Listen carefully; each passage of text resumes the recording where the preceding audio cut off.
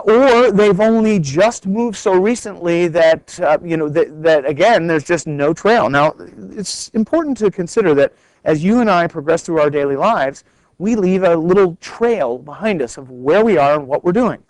And that trail is very easily available to folks like us, and then to you through folks like us. Well, examples of how we leave a trail behind us is when we buy gas, or we apply for credit, or we renew or initiate an insurance policy, where we go to the doctor, where we register a vehicle, where we turn on utilities in our name, where we add high-speed internet service to our house, where we do things, where we fill out an application for service, for credit, for registration, boats, airplanes, things like that. It's very common for us to leave a trail behind us, and so this is how we're able to track folks down.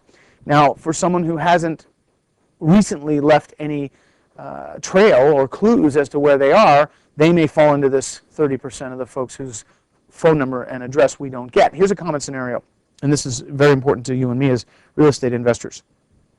You have a seller who, let's say, has been served notice, and they know that the bank is coming, they're behind on their payment, notice of default has been recorded, and it looks like the writing's on the wall. They're going to lose their house, and instead of staying and fighting, maybe they have a little more pride, and their dignity says, hey, let's just move on because there's no turning this around, and they move in with, say, mom. Temporarily, of course. Now they move in with mom, all of a sudden they stop leaving clues, because, and God forbid it should ever happen, but just for the sake of discussion, put yourself in that position. You move in with mom temporarily, and now you're there with yourself, your spouse, your kids, your dogs, your cats, your snake, whatever, and you get in there. Would you apply for credit? Would you get a new Visa card with your mom's address? Or would you turn on a telephone in your name at your mom's address? Would you add high-speed internet service? Would you register a car at your mom's name? Would you list your mom's address on an insurance policy? All of those things are examples of things you probably wouldn't do if you were living with mom temporarily, because after all, if you did do any of those, you'd certainly be indicating to your mom that you really aren't planning on leaving anytime soon. So when something like that happens, you suddenly stop leaving clues. Not so much out of intent, but just sort of because. That's what's going on in your life in that moment. And so this is a common scenario.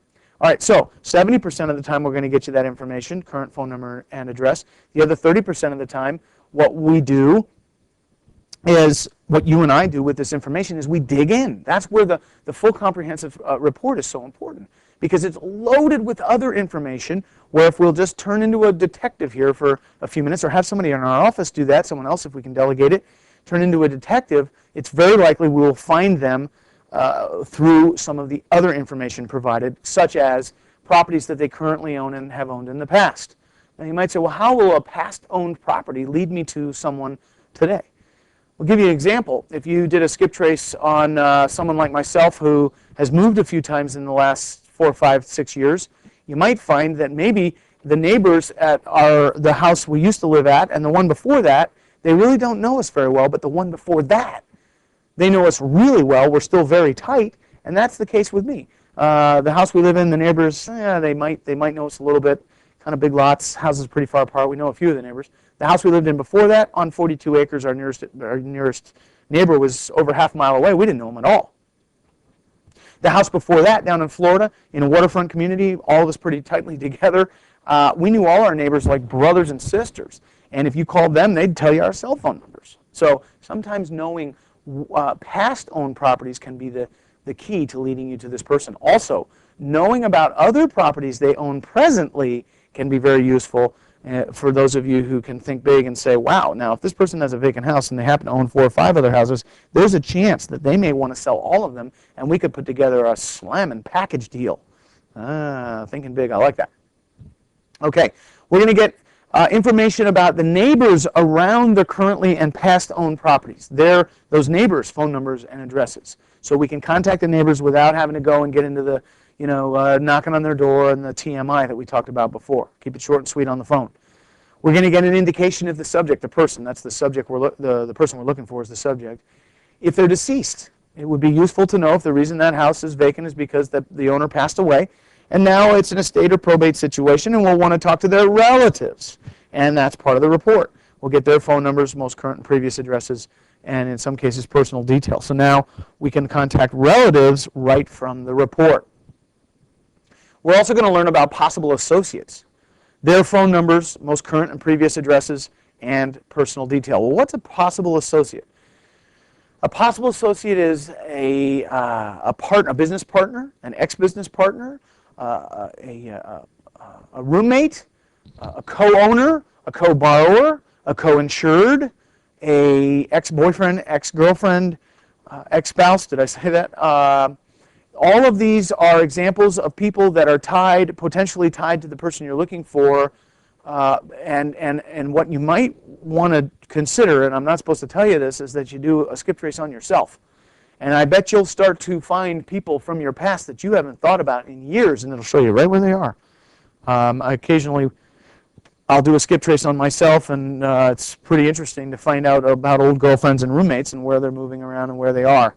It's kind of cool.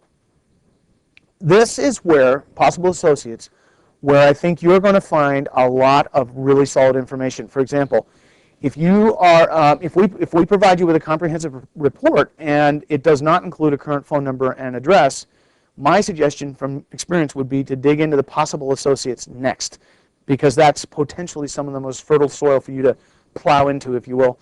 And I think you'll find that in many times the possible associate is the one who leads you to the person you're looking for. Now, understand something too. A very important part of the process. If you're digging into the report and you're making calls, for example, to possible associates, relatives, neighbors, you need to have a pretense or an approach. Golly, if there's nothing else you hear here tonight, hear this.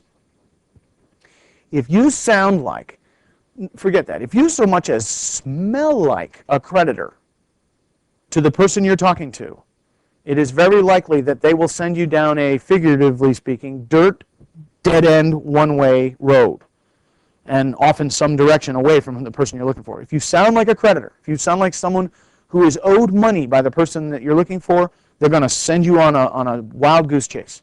So don't sound like that. In fact, I think the pretense or approach should be something more like, I may have money for Mr. and Mrs. Smith for their house at 123 Elm Street. They don't owe me money. Please make no mistake about it, person I'm talking to on the phone. They don't owe me money. I may well have money for them. Do you have any idea where I could find them? This is the right pretense or approach. Keep that in mind. Because I can tell you, if you're digging into reports and you're calling, looking for folks, and you sound like a creditor, you may start scratching your head saying, I wonder why I can't find anybody. That's probably the reason. All right? You'll learn about incarcerations, past and present. Has this person you're looking for been in jail, or are they now? Can you do a deal with a person in jail? Absolutely. It's probably going to be through a thick piece of glass, but you certainly can. And oh, by the way, in case you're wondering, if someone is incarcerated, the lender, the mortgagee on their house, does not offer a payment moratorium until they're released from prison. That's not how it works.